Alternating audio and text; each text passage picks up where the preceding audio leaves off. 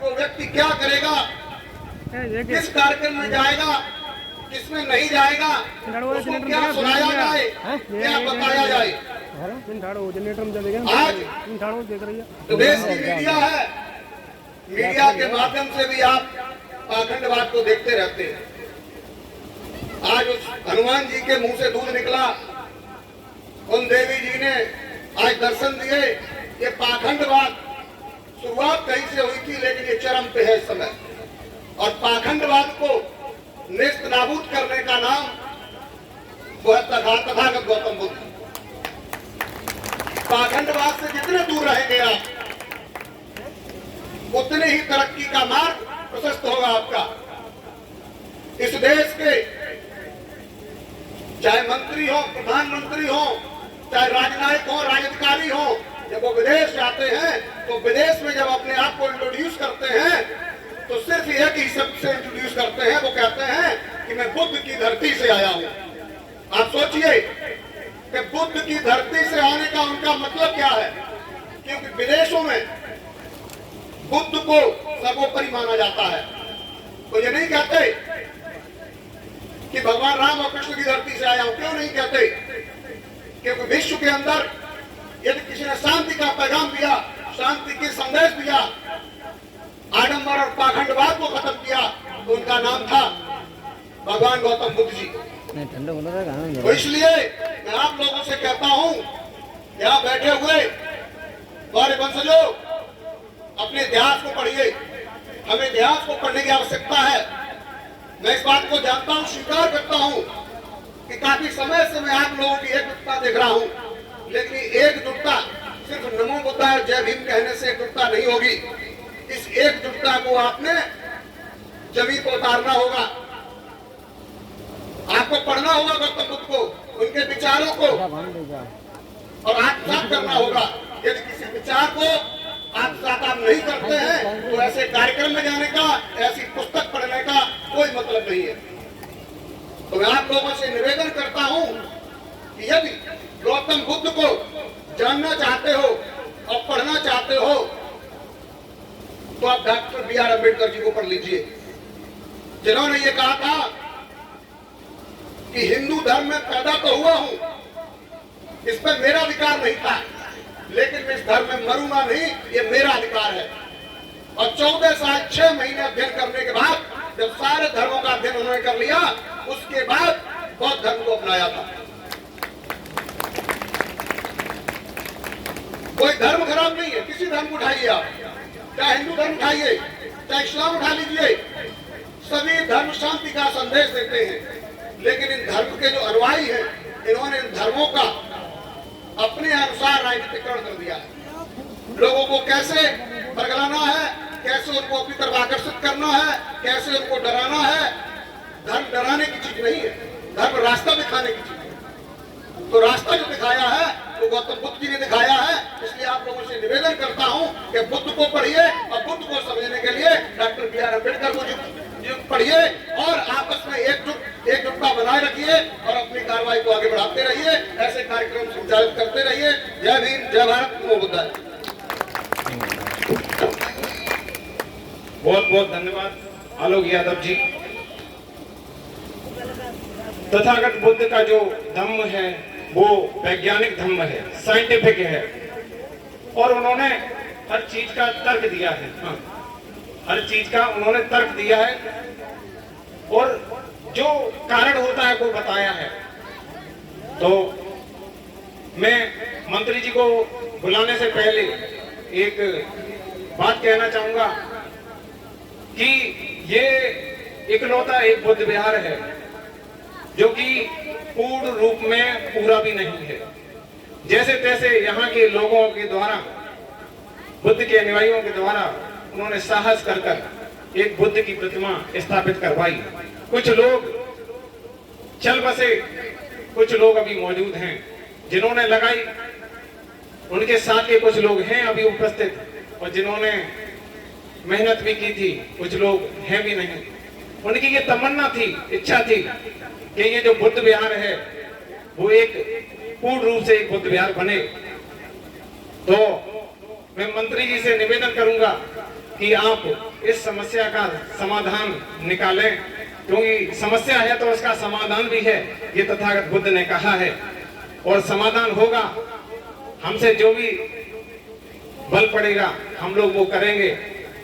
आप हमारे प्रतिनिधि हैं, आप हमारे पड़ोसी गांव के हैं, तो आपका भी कुछ दायित्व बनता है।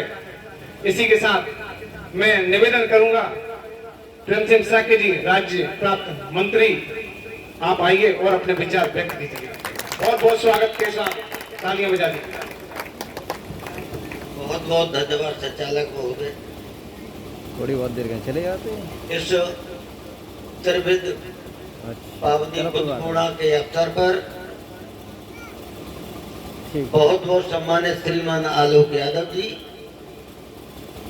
और हमारे चेयरमैन प्रतिनिधि श्रीमान राजा बाबू,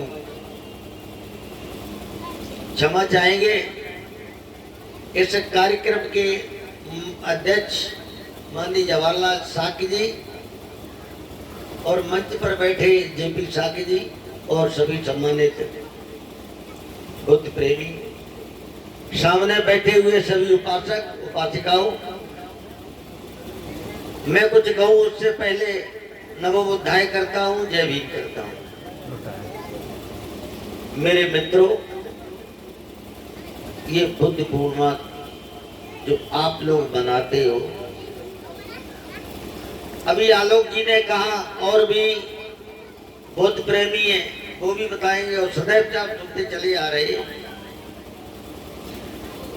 मेरी माताएं बहनें और मेरे भाइयों, दो बातों का बहुत ध्यान रखना, आप लोग रख नहीं पाते हो।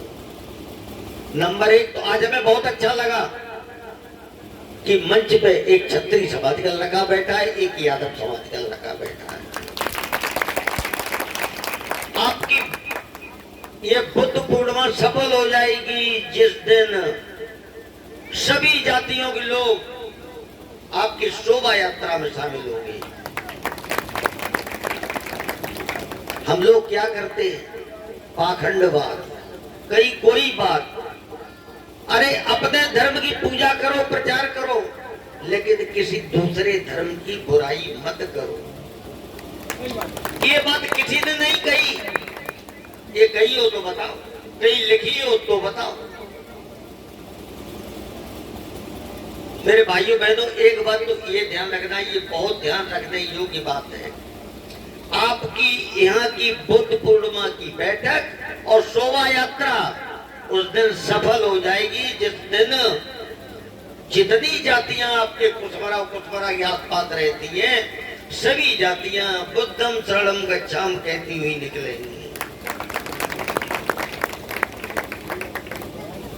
खास तौर से तुम्हें मेरी समझ के ही लोग ज्यादा बैठे हैं, बहन माताओं बहनों को तो नहीं जानते, लेकिन आप लोग सबको जानते हैं। मेरे भाइयों, एक बात और ध्यान रखना, ज्यादा नहीं बोलेंगे, अब चले जाएंगे। शिक्षा पर विशेष ध्यान दो। आप जब शिक्षित बन जाएंगे, मेरी माताओं बहनों ध्यान रखना, मोबाइल पकड़ा देती हो 6 महीने के बच्चे, और ये जो 6 महीने के बच्चे को आप मोबाइल पकड़ा देती, वही मोबाइल सर दर्द करता है। वो बच्चा जब 3 और 4 साल का हो जाता है, बिना मोबाइल के वो रह नहीं पाता है। बच्चों को जब पढ़ा लोगी तो बच्चे अपने आप संगठित हो जाएंगे, बच्चे के आपका पूरा परिवार संगठित हो जाएगा, संघर्ष करना भी सीख जाओगे।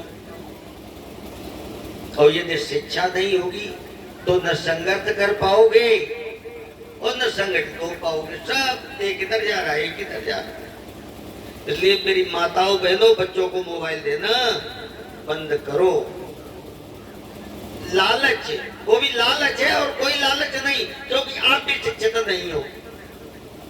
लालच क्या है, 6 महीने के 8 महीने के बच्चे को मोबाइल पकड़ा दिया, वो तो उलझ गया उसमें, और आप दहलीज में बैठ गई, पड़ोसी वो भी आ गई, ये भी आ गई, ये भी आ गई। मैंने बिल्कुल सत्य बात ही अपने आंखों से देखा है। मेरी माताएं बहनें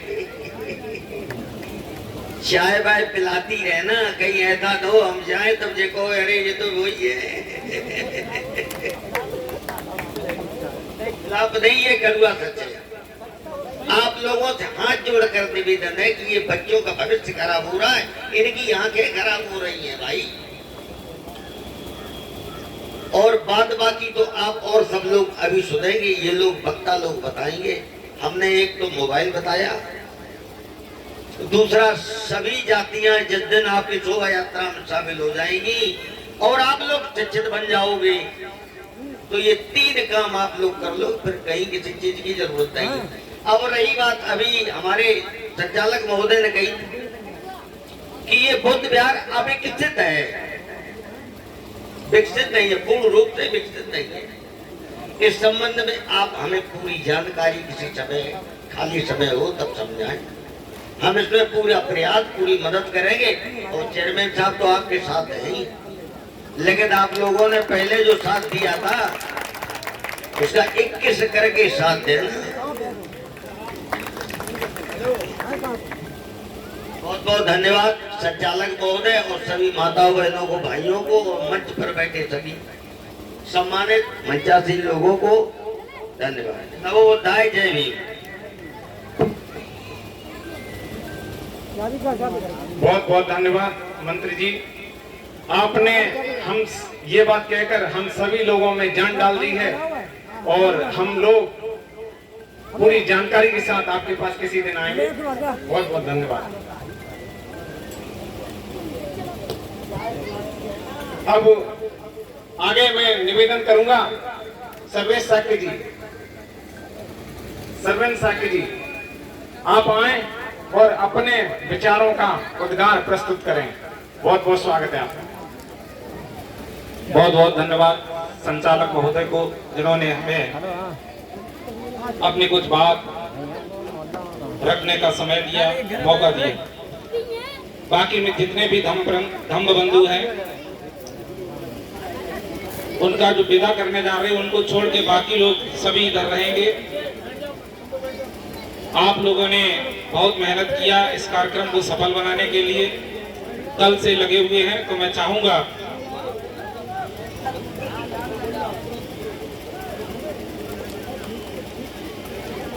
सभी लोगों से अनुरोध है, मेरे साथ सभी लोग एक बार बोलेंगे, भगवान बुद्ध की, भगवान बुद्ध की प्रणो, भगवान बुद्ध की प्रणो।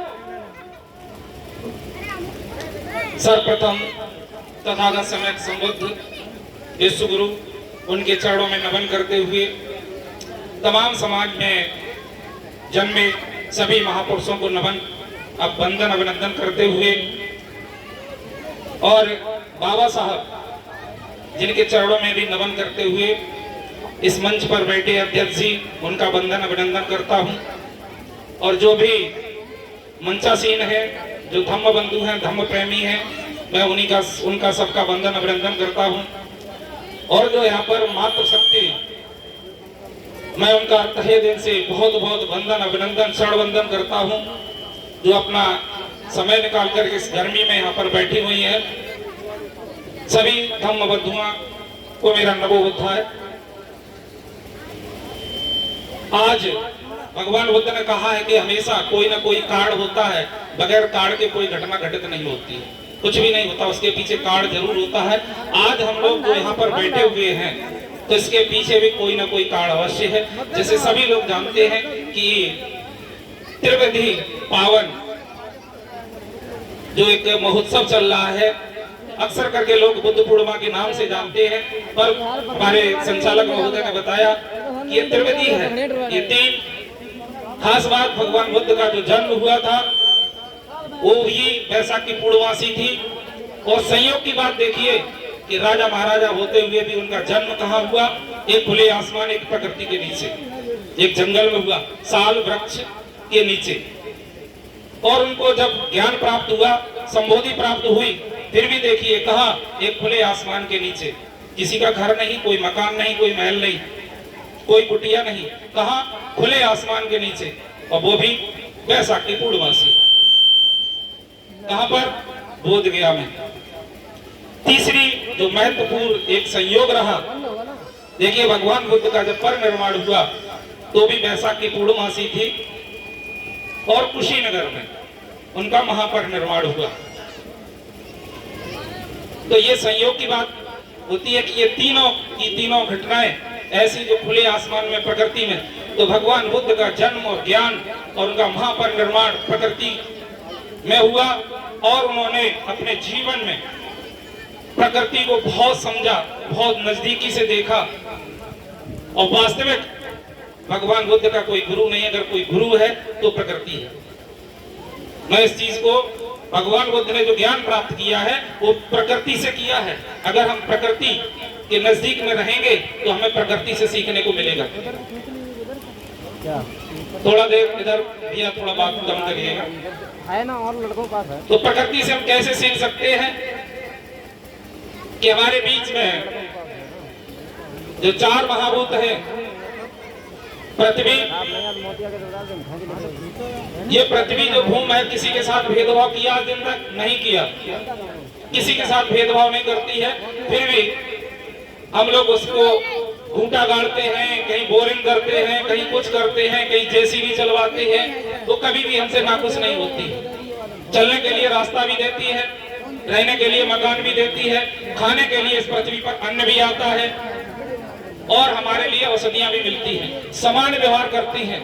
तो हमें भी प्रकृति से सीखना चाहिए कि अगर मेरे साथ भी कोई गलत व्यवहार करता है, फिर भी हमें पृथ्वी जिस तरीके से हमारे साथ समान व्यवहार करती है तो हमें भी समान व्यवहार करना चाहिए। इसी तरीके से अग्नि का होता है, इसी तरीके से जल का है, इसी तरीके से वायु का है। ये चार महाभूत हैं, ये किसी के साथ भी भेदभाव नहीं करते। चाहे इनको आप गाली दो, चाहे इनका अपमान करो, चाहे इनका धूप पूजा करो, चाहे कुछ भी करो, पर वो व्यवहार सबके साथ समान ही रखते हैं। तो हमें प्रकृति से सीखना चाहिए कि जैसा प्रकृति हमारे साथ व्यवहार करती, वो गुण, वो धर्म, वो स्वभाव हम अपने अंदर लाएं तो निश्चित रूप से यही मार्ग जो है ये बुद्ध का मार्ग है।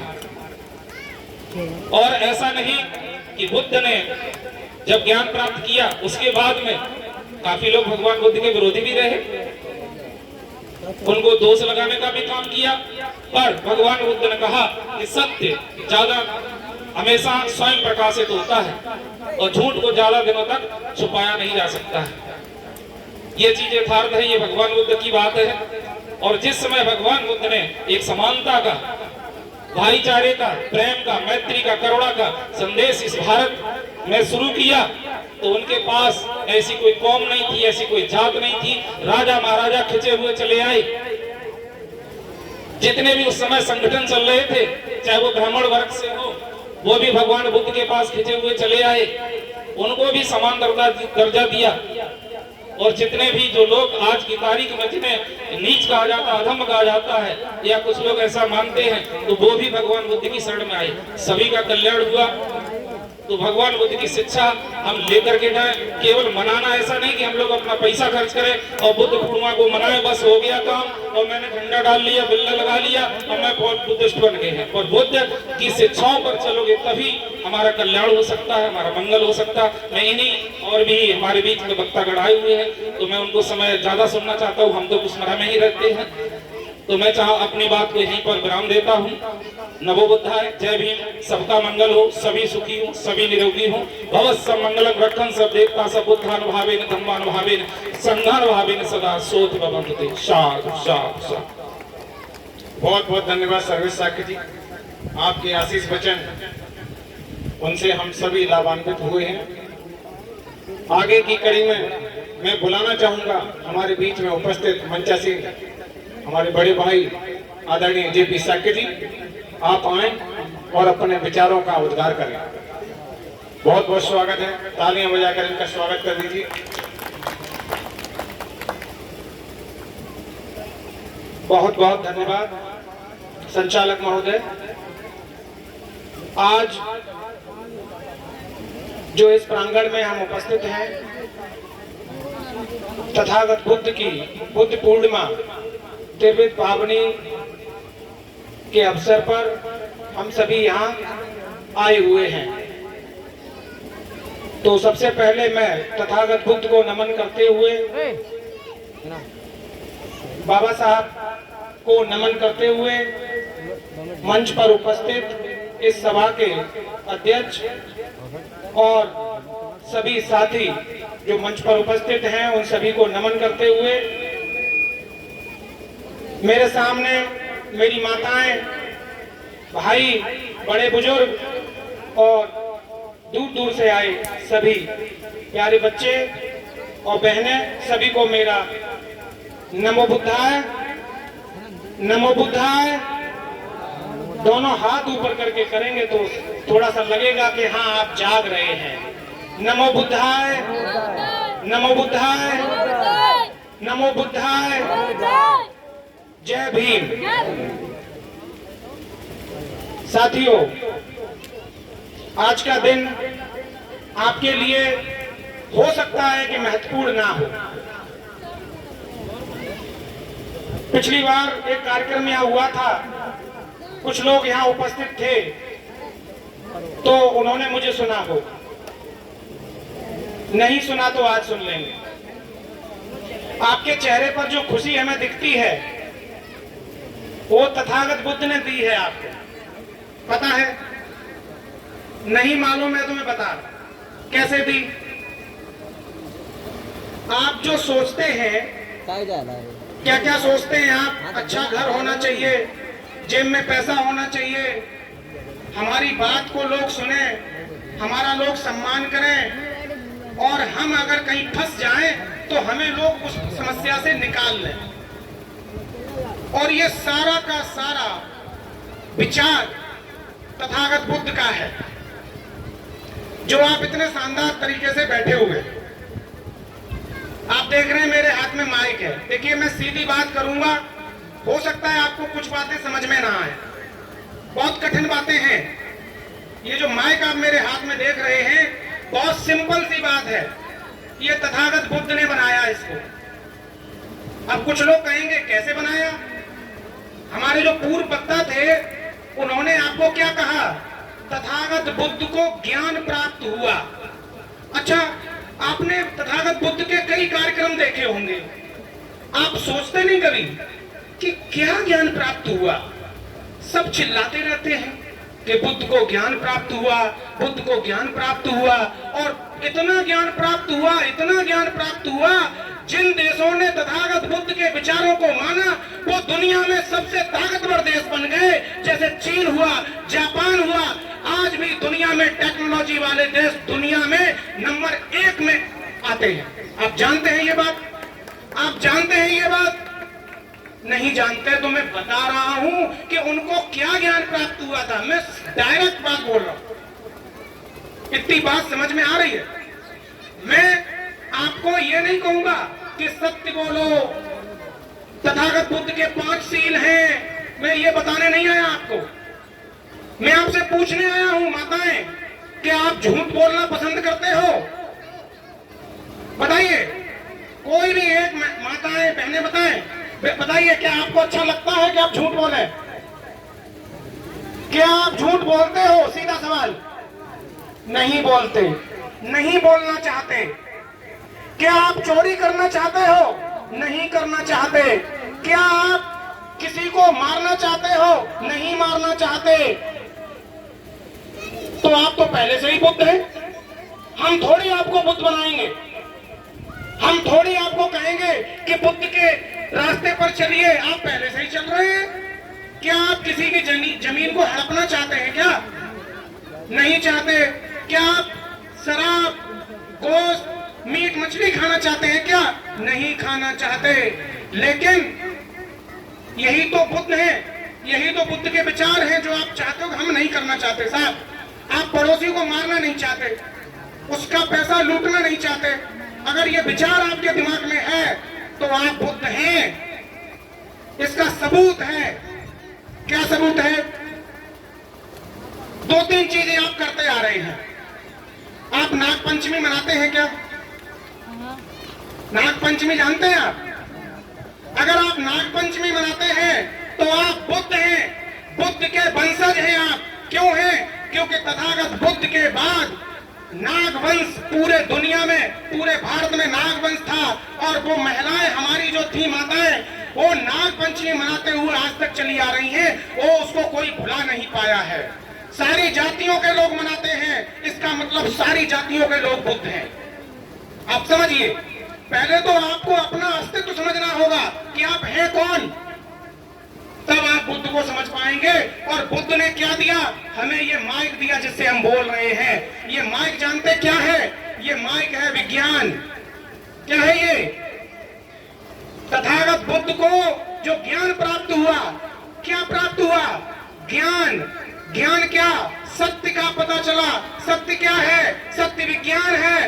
विज्ञान के आधार पर जो चीज, तर्क के आधार पर जो चीज सही पाई गई, जिसको हम जांच सके, परख सके, वो है ज्ञान। और वो तथागत बुद्ध को प्राप्त हुआ और उसी ज्ञान की बात हमारे सारे साथी करते रहते हैं, लेकिन आप तक कैसे पहुंचेगा ये समझ में नहीं आता। तथागत बुद्ध को ज्ञान प्राप्त हुआ, थोड़ा उनको याद करके तालियां बजा लो। ज्ञान प्राप्त हो गया, किसका? विज्ञान का। विज्ञान क्या है? विज्ञान, वि से विशेष, ज्ञान का मतलब होता है ज्ञान। विशेष ज्ञान को विज्ञान कहा जाता है। विशेष जानकारी तो ये है तथागत बुद्ध का जो ज्ञान था। अब सवाल उठता है कि भाई विज्ञान तो है, ठीक है, तो विज्ञान को ही उन्होंने, सबसे पहले वैज्ञानिक का नाम पता आपको? दुनिया में सबसे पहले वैज्ञानिक तथागत बुद्ध हुए, जिन्होंने कहा कि कोई भी घटना हो रही है उसके पीछे कारण जरूर है। अगर बारिश हो रही है तो अगर हम विज्ञान की बात करें तो हो सकता है कुछ लोगों को अच्छा लगेगा और कुछ लोगों को बहुत अच्छा लगेगा। कैसे? बारिश हो रही है तो क्यों हो रही है? जब हम तथागत बुद्ध को याद करें और समझें तो दो तरीके से बादल आते हैं, टकराते हैं और फिर बारिश होती है। और वो बादल कहां से आए? वो पानी की भाप बनकर गए और तब टकराए, फिर बारिश हुई, और यही प्रक्रिया चलती रहती है। इसी को तथागत बुद्ध को ज्ञान प्राप्त हुआ। अगर मेरी बात समझ में ना आए तो हाथ एक बार खड़ा कर देना और आसान कर देंगे। कौन सा ज्ञान? मैं वो बता रहा हूं जो तथागत बुद्ध को प्राप्त हुआ। तथागत बुद्ध को ज्ञान क्या प्राप्त हुआ ये आपके दिमाग में आता है कि नहीं? जानना चाहते हैं कि नहीं? क्योंकि सब कहते हैं तथागत बुद्ध को ज्ञान प्राप्त हुआ, ज्ञान प्राप्त हुआ, और दुनिया में उनके विचार चले गए, दुनिया ने उनको माना। और उसके बाद देखिए यहाँ के लोग विदेश जाके कहते हैं कि बुद्ध की धरती से हम आए हैं। पता क्यों कहते हैं? वो इसलिए कहते हैं कि अगर चीन में आप जाओगे और चीन ने तथागत बुद्ध के सिद्धांत क्या था, ज्ञान क्या था, उन्होंने कहा कोई घटना अगर होती है तो उसके पीछे कारण है, उसको खोजो और उसके आधार पर अपना काम करो। चीन ने तथागत बुद्ध के विचारों को जाना, वहां के लोगों ने तथागत बुद्ध का यही विचार जान लिया और पूरी दुनिया में नंबर 1 पर ताकतवर देश, टेक्नोलॉजी में सबसे ताकतवर देश आज चीन है, विज्ञान में सबसे आगे वही है। हम क्यों नहीं है? जरा इस पे विचार करना माताएं बहनें, मैं आपको कहना चाहता हूं। क्यों? क्योंकि आप 2 घर के मालिक होते हैं। आप यहां रहते हैं, यहां के मालिक, आधी जिंदगी के बाद दूसरे यहां जाते हैं तो 2 घरों के मालिक, 100 लोगों के मालिक आप होते। अगर आपको ये नहीं पता कि आपका जीवन, एक सवाल, आप खाना क्यों खाते? सवाल है, बताइए महिलाएं, बेटियां, बताएं बहनें, खाना क्यों खाते हैं? माइक दीजिए सर, माइक दीजिए, सवाल जवाब होगा। आप खाना क्यों खाते हैं? जीने के लिए। जीने के लिए। पास, हाँ, अच्छा, बस जीना क्यों चाहते हैं? सवाल है, जीना क्यों चाहते हैं? अपनों के लिए। अपनों के लिए। और उसके बाद उसके बाद उसके बाद उसके बाद दुनिया के लिए। दुनिया के लिए। उसके बाद बस, और उसके बाद समाप्त। अरे यही तो है, सिंपल है ना। देखो हमारा सवाल है, आप खाना क्यों खाते हो? जीने के लिए, जैसा कि जवाब दिया। और सवाल अगला है, जीना क्यों चाहते हो? मरने के लिए। सिंपल सी बात है। आप जब खाना खाओगे तो जियोगे, फिर खाना खाओगे फिर जियोगे, फिर खाना खाओगे फिर जियोगे, फिर खाना खाओगे फिर जियोगे, फिर खाना खाओगे फिर जियोगे, और एक दिन मर जाओगे। किस लिए खाना खाते हो? जीने के लिए। जीना क्यों चाहते हो? मरने के लिए।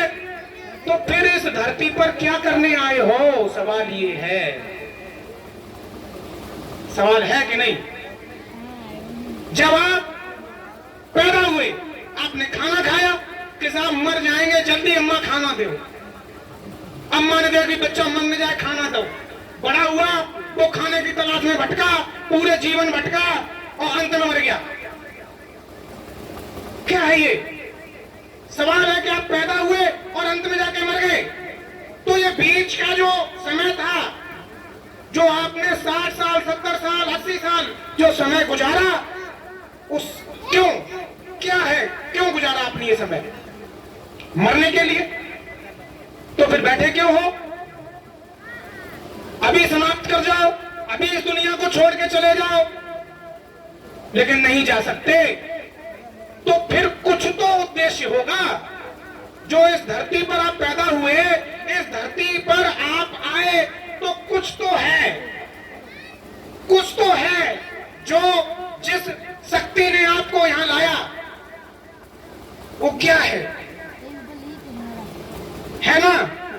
वही शक्ति तथागत बुद्ध को पता चली, और वो शक्ति थी कि आप हमेशा सत्य की खोज में लगे रहें। किसमें लगे रहें?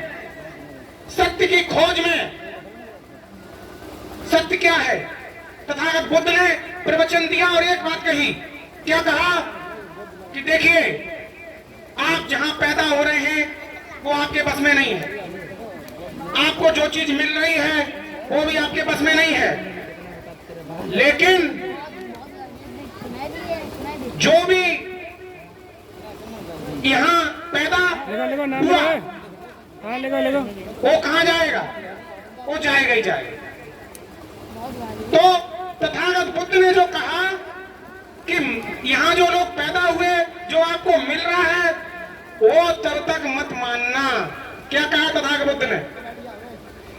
उन्होंने कहा कि जहां आप पैदा हुए, जहां जो चीज आपको मिल रही है, उसको तब तक मत मानना जब तक आपको ये तसल्ली ना हो जाए कि वो मेरे लिए सही है, सामने वाले के लिए सही है, पड़ोसी के लिए सही है। तब तक आप मत मानना। यहां तक कि बुद्ध भी, अगर कोई व्यक्ति आके ये कहे, मैं कहूं कि बुद्ध ने कहा था, वो भी मत मानना। क्यों? क्योंकि उनके नाम को लेकर कुछ लोग आपको फिर से दूसरे रास्ते पर ले जाएंगे। तथागत बुद्ध ने एक ही बात कही, कोई भी बात मत मानना। अब ऐसा ना हो पिताजी कहे तो भी मत मानना, मम्मी कहे तो भी मत मानना, तो लड़ाई होगी, फिर बहुत पिटोगे। समझ रहे? तथागत बुद्ध का मतलब है कि आप जो कर रहे हैं, समझिए, आपको मैं वहीं ले जाऊंगा जहां छोड़ा था। आप भूल गए होंगे, लेकिन मैं आपको वहीं लेके जाऊंगा।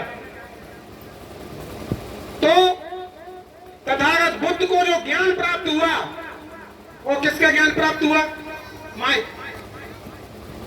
आप ही बताएं। विज्ञान का। किसका ज्ञान प्राप्त हुआ? विज्ञान का ज्ञान प्राप्त हुआ। विज्ञान का। मैं आपको वो सत्य बता के जा रहा हूं जो आपको पूरे जीवन ढूंढोगे नहीं मिलने वाला। सारे लोग कहेंगे तथागत बुद्ध को ज्ञान प्राप्त हुआ, तथागत बुद्ध को ज्ञान प्राप्त हुआ, लेकिन आप वहां नहीं पहुंच सकते, क्योंकि सत्य क्या है? सत्य है विज्ञान, और विज्ञान ने सत्य को खोजा, और विज्ञान ने जब सत्य को खोजा तो डीएनए को खोजा। जानते हैं डीएनए क्या होता है? DNA deoxynitro kilogram. देखिए, डीएनए को खोजा, आप समझना इस बात, डीएनए बहुत खतरनाक चीज है, अंतिम सत्य है ये हमारा। क्या है माता बहने? अंतिम सत्य विज्ञान है, और विज्ञान ने डीएनए को खोजा। डीएनए एक ऐसी चीज होती है कि आप लोगों का हम एक बाल तोड़ लें और किसी का कपड़ा हम ले लें और किसी के नाखून काट लें और उनको जाके चेक करा दें विज्ञान की लैब में। विज्ञान की लैब में अगर चेक करा लें तो क्या होगा? हमें ये पता चल जाएगा कि कौन किसका पिता है, कौन किसका पिता है, वो हमें पता चल जाएगा। आप मत बताओ, वो है डीएनए। तो जो विज्ञान में डीएनए आता है वो भी तथागत बुद्ध के तर्क से कि कुछ हो रहा है, पता लगाओ, उसको समझो और उसके आगे बढ़ो। विज्ञान की खोज की और विज्ञान ने डीएनए को खोजा। अब डीएनए जरूरी क्यों है? ये जो कार्यक्रम तथागत बुद्ध का है और मैं बुद्ध पर ही बोल रहा हूं, एक भी शब्द इधर से उधर नहीं होगा। इस जो बुद्ध के विचार है ना, आप जान लीजिए पूरी दुनिया में किसी भी प्रकार का व्यक्ति बुद्ध के सामने आ जाए, मूर्ति के सामने आ जाए, उसके सारे दिमाग के जो बंद दरवाजे होते हैं अपने आप खुलने लगते हैं। वो किसी से कुछ ना कहे, तथागत बुद्ध के सामने अगर आता है तो उसके दिमाग के दरवाजे खुल जाते हैं अपने आप। इतनी शक्ति आज भी तथागत बुद्ध में है। आज आप शानदार जीवन जी रहे हो। मैंने शुरुआत में कहा था, आपकी जेब में पैसा है, आपके शरीर पर अच्छे कपड़े, चेहरे पर मुस्कान, क्यों है? क्योंकि जेब में पैसा है कि नहीं? और अगर पैसा ना हो तो घर से निकलते ही तो नीचे होते हो। क्यों? क्योंकि ऐसा ना हो कि पड़ोसी आके ये कह दे कि 200 रुपए दिए भैया वापस कर दे, तो बड़ा मुश्किल हो जाता है ना। तो ये सारी बात है। अब विज्ञान में मैं दो ही बात पर आपको रखूंगा कि तथागत बुद्ध का जो सत्य है वो विज्ञान है। अगर आप सत्य तक पहुंचना चाहते हैं तो विज्ञान को पढ़िए।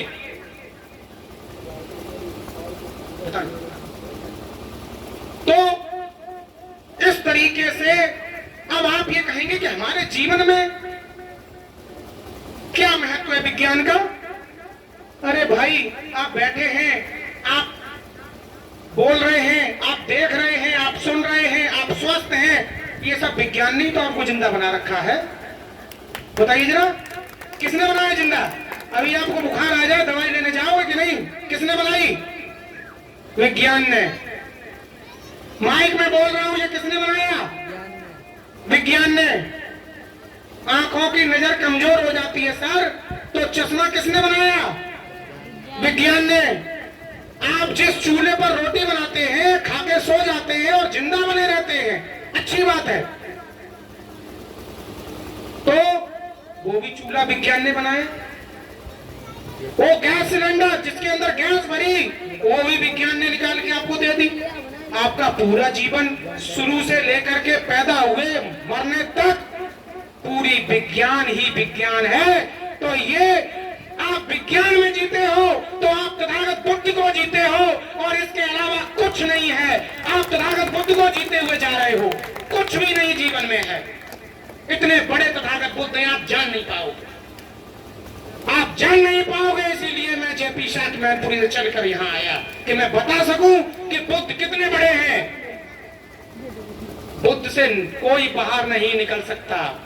क्यों? क्योंकि निकलोगे बाहर तो चीन मिल जाएगा, और चीन अगर मिल गया तो वहां तो सब बुद्ध ही है। कहां जा रहे? कि साहब बुद्ध की धरती से आए।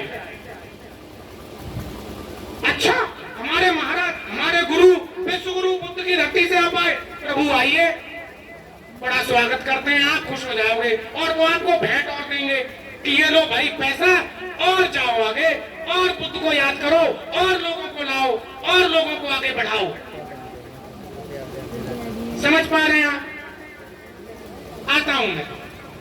तथागत बुद्ध ने विज्ञान की खोज की, विज्ञान का तर्क दिया, विज्ञान का ही ज्ञान उनको हुआ, सत्य का ज्ञान हुआ, सत्य का ज्ञान विज्ञान का ज्ञान, और विज्ञान के ज्ञान के कारण ही जिन देशों ने बुद्ध को अपनाया, बुद्ध के विचारों को अपनाया, दुनिया में नंबर 1 पर है। 26 देशों में तथागत बुद्ध का धम्म है। 26 देश। समझिए, जापान, एक बार अमेरिका ने 2 बम गिरा दिए उस पर। पढ़ने लिखने वाले बच्चे जानते हो, हिरोशिमा और नागासाकी में अमेरिका ने परमाणु बम गिराए और पूरा जापान समाप्त हो गया। क्या हुआ फिर? माइक ले लो। क्या हुआ फिर? पीछे दो, बच्चों को दो, उनको दो, दे दो, दे दो। देखिए, दोनों तरफ की बात जब होगी तो कुछ ज्यादा समझ में आएगा। क्या हुआ फिर बताइए? पूरा जापान समाप्त हो गया।